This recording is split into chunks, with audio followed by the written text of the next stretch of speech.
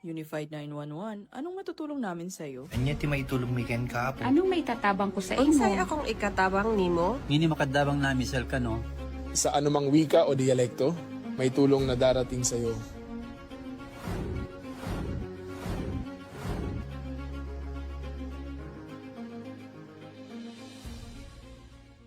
Lilingkod sa bawat Pilipino at magbibigay ng tamang impormasyon para sa tahimik at maayos na Pilipinas. Police News Network, alagad ng batas, tagapagtaguyod ng balitang pulis, sandigan ng mamamayan, patnubay ng katotohanan.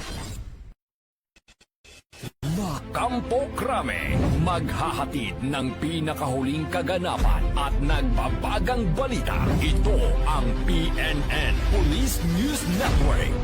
At ngayon, ang inyong mga tagapagbalita. Magandang araw, Bagong Pilipinas. Ako ang inyong alagad ng batas, taga-taguyod ng Balitang Pulis. Patrolwoman Evelyn Lumabi mula sa Regional Mobile Force Battalion NCRPO. Maghahatid sa inyo ng tamang balita, kwento ng pulis at serbisyo para sa mamamayan. At ito ang PNP News Online.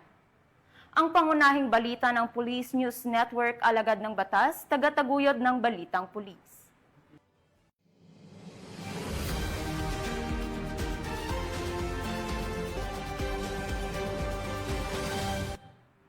Narito ang mga balitang dapat niyong abangan.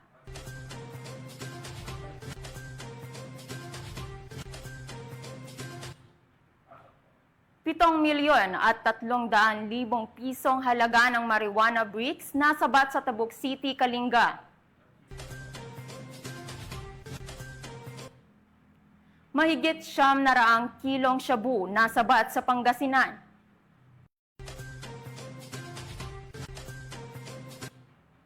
Miyembro ng Communist Terrorist Group nagbalik loob sa pamahalaan sa Samar.